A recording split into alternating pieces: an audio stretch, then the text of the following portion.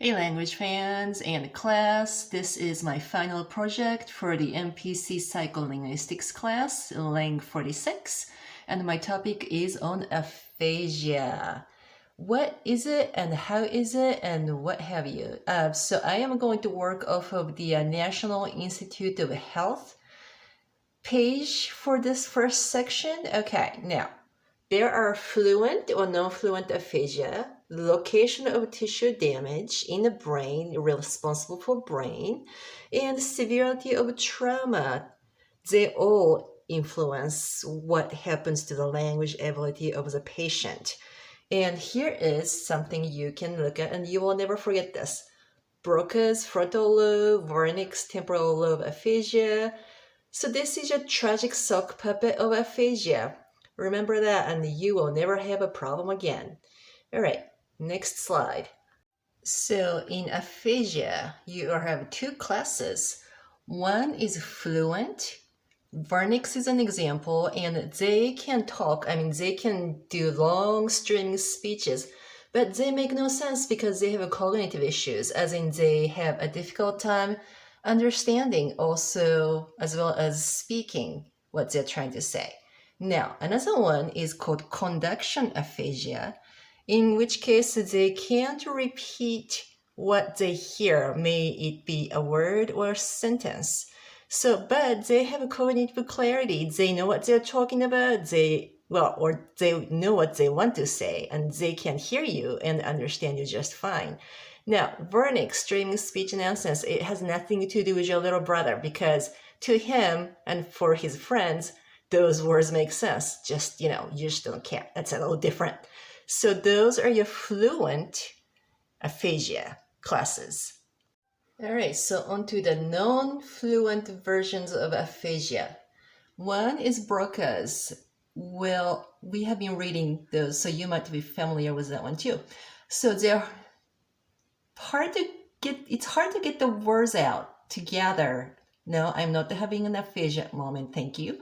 So they can get their thoughts together enough, like say they want to get the laundry done, so they might just say clothes, wash, instead of actually getting a full, well, we need to get some clothes washed, we need to get some laundry done, things like that, we would say.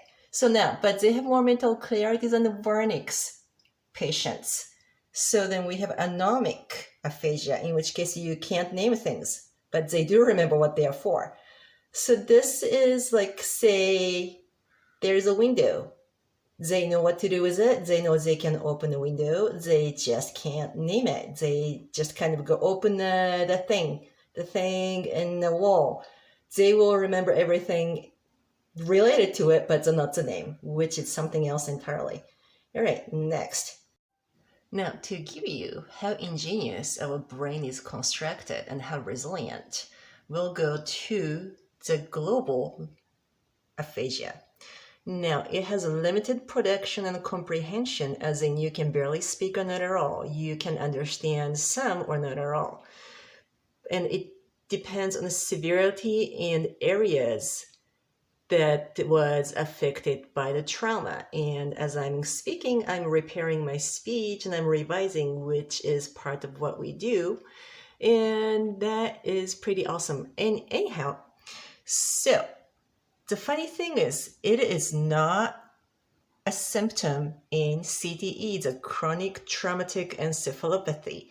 You might have seen a movie about the concussion of the football players, but they actually don't get the aphasia, so they can talk fine and they can make sense, they just can't control the cognitive process, or they have a difficult time controlling their behavior. So what does that mean? The language is in your brain, and it is amazing how different parts of the brain covers for each other when things go wrong. Now, in cases such as transient ischemic attack, that's when the blood flow to your brain or certain parts of the brain, they become restricted to a point where the tissue suffers. Now, oftentimes the aphasia in this case is temporary and it recovers. And much like with other aphasia, therapies can do a lot to help. So, what does this mean? That we have a modular brain. So, our brain is like a house with multiple units. It's like an apartment complex. Different parts of the brain are responsible for different things, and we have syntax in one part, words in one part, sounds, phonology in one part, forms like letters in another part, and all bounded by our experience.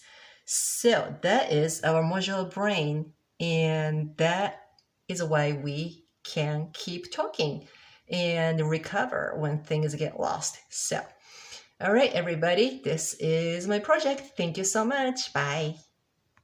And credit to those information sources: National Institute of Health, publication 97-4257, Aphasia, and also mayoclinic.org, chronic traumatic encephalopathy, for more information.